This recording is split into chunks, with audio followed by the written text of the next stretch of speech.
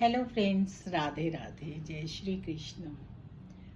तो हमने भागवत में अभी तक चर्चा की कि किस तरह से जो ब्रह्मा हैं उनको ये शंका हो जाती है कि ये बालक जो मुंह चाट रहा है क्या ये ब्रह्म है।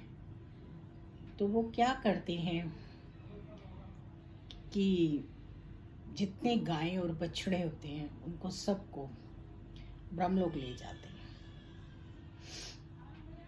और जो बच्चे हैं खाना खा रहे होते हैं कन्हैया के साथ, उनको याद आती है और वो कहते हैं कि कन्हैया गाय और बछड़े देखें, नज़र नहीं आ रहे। जैसे ही हम ईश्वर को भूलकर दूसरे विषयों में जाते हैं तो ईश्वर भी दूर हो जाते हैं। कन्हैया कहते हैं कि ठीक है, आप लोग रुको, मैं देखता हूँ। और वो देखते हैं, उन्हें गाय और बछड़े नहीं मिलते तो वो गाय और बछड़ों का रूप धारण कर लेते हैं और इधर ब्रह्मा जी गोप बालकों को भी लेकर चले जाते हैं। अब कन्हैया गोप बालकों का भी रूप धारण कर लेते हैं। अब जब वो अपने अपने घर जाते हैं तो वो सब कन्हैया का ही रूप होते हैं। इस तरह से वो वृद्धा गोपियों को सबको सुख देते हैं। गाय जो हैं अपने बछड़ों को बहुत ज़्यादा चाटती हैं, बहुत प्यार करती हैं और उनके साथ वो एक मिनट भी दूर नहीं होना चाहती और उन्हें दूध पिलाती हैं और मना भी नहीं करती। इस बात से दाऊद को शक होता है कि ये सब क्या हो रहा है। तो जो दाऊ होते हैं वो ध्यानस्थ होते हैं और देखते हैं ये सब के सब कृष्ण हैं और कृष्ण के साथ गायें प्यार दुलार कर रही हैं। अब जो श्री कृष्ण हैं वो बछड़े बनते हैं, गाय बनते हैं और इधर सारे गोप बालक बन जाते हैं। पूरी जो ब्रज है सब जगह कृष्ण ही कृष्ण है, कृष्ण में ही है। शांडिल्य ऋषि आते हैं क्योंकि कृष्ण कहते हैं कि मुझे माता गोप बनना है और गायों को चराना है, क्योंकि गायों से मुझे बहुत प्यार है। वो अपना खाना भी गायों को खिला देते हैं, अपनी मिठाई भी गायों को खिला देते हैं। ये प्रसंग बहुत ही सुंदर है भागवत में। और शांडिल्य ऋषि कहते हैं कि ठीक है, मैं कृष्ण पक्ष की अष्टमी वाले दिन कार्तिक में आऊँगा और ठाकुर जी को गोप बनाऊंगा। उस समय पर आते हैं, पूजा होती है। कृष्ण पूरी तरह से जो हैं वो हर सनातन धर्म का पालन करते हैं, गाय की प्रदक्षिणा करते हैं और इस तरह से वो गोप बन जाते हैं। जब वो गायों को चराने जाने लगते हैं तो माँ के आंखों से अश्रु निकलते हैं। तो वो पूछते हैं क्यों रो रहे हो। वो कहते हैं कि तुम पैरों में कुछ पहनो। तो वो कहती है गायों ने भी तो नहीं पहना। वो कहते हैं वो पशु हैं। वो कहते हैं माँ, गाय को कभी पशु मत कहना, गाय हमारी माता है। गाय के अंदर सारे देवी देवताओं का वास है और वो भी नंगे पैर, नन्हे नन्हे सुंदर प्यारे कोमल पैरों के साथ गाय सेवा करने चल देते हैं। राम क्योंकि राजा थे और वो गायों की जो है त्रेता युग में सेवा नहीं कर पाए थे, इसीलिए उन्होंने द्वापर में कृष्ण का ग्वाले का रूप लेकर गायों की सेवा की। गाय की सेवा जरूर करनी चाहिए, कोशिश करनी चाहिए कि गायों की सेवा की जाए। आजकल हम शहरों में गाय की सेवा नहीं कर सकते, लेकिन जब कभी मौका मिले तो गाय के लिए कुछ ना कुछ जरूर निकालना चाहिए और वो संग्रह करके फिर किसी गौशाला में या कहीं दे आना चाहिए। ये बहुत ही एक उत्तम व्यवहार है जिसे हमें सनातनियों को तो करना ही करना चाहिए। पंचदेवों की पूजा करना सनातनियों का धर्म होना चाहिए। गणपति, महादेव, देवी, हनुमान जी, राम जी, कृष्ण जी विष्णु के अवतार हैं। विष्णु जी की पूजा, विष्णु, लक्ष्मी नारायण, ये पूर्णा अवतार हैं कृष्ण और राम। बाकी सारे अवतार भगवान ने क्षणिक लिए हैं, लेकिन ये पूर्णा अवतार है। भागवत बहुत ही सुंदर लीलाएं दर्शाता है भगवान किस तरह से रासलीला करते हैं।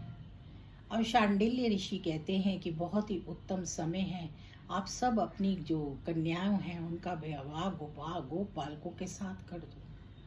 और उस टाइम सारे गोप बालक कौन होते हैं? भगवान कृष्ण। और सभी उन जो होती हैं गोपियाँ, उनकी शादी जो है वो कृष्ण के साथ हो जाती है, क्योंकि असली गोप बालकों को तो ब्रह्मा जी उठा कर ले जाते हैं और वहाँ जो गोप बालक हैं वो सब कृष्ण हैं। तो इस तरह से कृष्ण का सबके साथ विवाह हो जाता है। कृष्ण सबके पति होते हैं। वो ब्रह्मा जी को कहते हैं कि मैं तुम्हारा दादा हूँ। कहीं पर शास्त्रों में उनको पिता और कहीं पर दादा दिखाया गया। तुम सबको उठा कर ले गए हो, लेकिन ब्रज में कुछ नहीं है ऐसा। अब ब्रह्मा जी कहते हैं साल होने वाला है, देख कर आना चाहिए कि ब्रज में क्या हो रहा है। जब वो ब्रज में आते हैं तो देखते हैं कि सारी की सारी जो व्यवस्था है गोकुल में वैसी की वैसी चल रही है। और वो जब ध्यानस्थ होकर देखते हैं तो वो कृष्ण को ही पाते हैं। अब वो कहते हैं कि ब्रह्मा जी जो एक नकली ब्रह्मा जी घूम रहे हैं, अगर वो आए तो उनकी पिटाई कर देना, मरम्मत कर देना। अब जब ब्रह्मा जी ब्रह्मलोक में जाते हैं और वो क्या कहते हैं, जो उनके सेवक होते हैं वो उन्हीं की पिटाई कर देते हैं कि तुम नकली ब्रह्मा हो, क्योंकि असली ब्रह्मा तो अंदर बैठे हैं। फिर ब्रह्मदेव जो है देखते हैं तो वो देखते हैं कि अंदर तो कृष्ण बैठे हैं, कन्हैया बैठे हैं।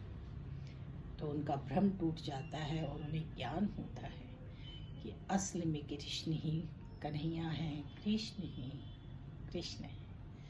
क्योंकि कृष्ण के अंदर इतना स्नेह, इतना भक्त वत्सल और इतना प्यार है कि वो कुछ भी कर सकते हैं। तो उनका भ्रम टूट जाता है और वो क्षमा मांगते हैं और गोप बालकों को और बछड़ों को वापस करते हैं। और इधर इसीलिए 1 साल का वक्त बीत जाता है, जिसकी वजह से 1 साल बाद अधासुर के व्रत क्या कहते हैं, अजगर के वध की कथा बच्चे अपनी माताओं को सुना पाते हैं। क्योंकि 1 साल तो गोकुल में ब्रज में भगवान कृष्ण ही गोप बनकर घूमते रहे, हर रूप में वही थे, गायों में, बछड़ों में और सब में इतने रूप लिए। और इसीलिए सब गोपियों की जो शादी थी वो कृष्ण के साथ ही हो गई। उन्होंने बहुत रास की, सबके साथ रास किया। उन्होंने वृद्धा गोपियों के साथ रास की, उन्होंने ऋषियों के साथ, उन्होंने गोपियों के साथ, सबको कुछ ना कुछ उन्होंने ज्ञान दिया सबके साथ। जब हम ईश्वर के प्यार में, ईश्वर के नज़दीक होते हैं और हमारे मन में कोई वासना, विषय सुख नहीं होता, तभी हम ईश्वर को प्राप्त कर सकते हैं और तभी रास में जा सकते हैं। भगवान कृष्ण की हम जिन लीलाओं का वर्णन करते हैं या जिनको उनको समझते हैं या किसी संत से सुनकर उसको समझते हैं जब, तो हमें बहुत ज्ञान प्राप्त होता है और हमें लगता है कि मनुष्य का जीवन जो है वो प्रभु की भक्ति में लीन होना चाहिए। गायों की सेवा करनी चाहिए, हमें गौ माता की सेवा जरूर करनी चाहिए, क्योंकि कृष्ण ने हमें गौ की सेवा करनी सिखाई। भगवान कृष्ण ने हर उस धर्म को निभाया जिससे शिक्षा मिलती है कि हमें क्या क्या करना चाहिए, बच्चों के साथ किस तरह से रहना चाहिए, बड़ों का कैसे आदर सत्कार करना चाहिए, गुरु का कैसे सत्कार करना चाहिए। वो हर किसी के साथ हर धर्म को निभाते हुए आगे बढ़ते हैं। तो इस तरह से ये लीलाएं बहुत ही सुंदर हैं। महाप्रभु जी और शंकराचार्य जी, इनके बड़े वक्तव्य में है। ब्रह्मा जी की बड़ी ही सुंदर स्तुति है जो भगवान की करते हैं जब उनका मोह भंग होता है। इतनी सारी लीलाओं का ये इतना सारा आप भागवत को पढ़कर ज्ञान प्राप्त कर सकते हैं और समझ सकते हैं कि भागवत में कितना रस है। हम छोटी सी बात को इतनी अच्छी तरह से कैसे ज्ञानवान बना सकें, जबकि उसमें ज्ञान इतना है कि उसे हमें सत्संग को बार बार सुनना चाहिए।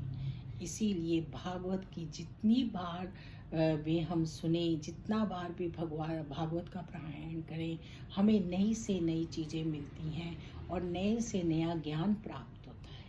और अगर हम ज्ञान प्राप्त करने चाहते हैं और हम जीवन को अच्छा बनाना चाहते हैं और इस मनुष्य जीवन को अच्छा जीना चाहते हैं और कृष्ण के नज़दीक जाना चाहते हैं तो हमें भागवत को ज़रूर पढ़ना चाहिए। तो चलिए अब आगे की चर्चा करेंगे अगली वीडियो में। राधे राधे, जय श्री कृष्ण।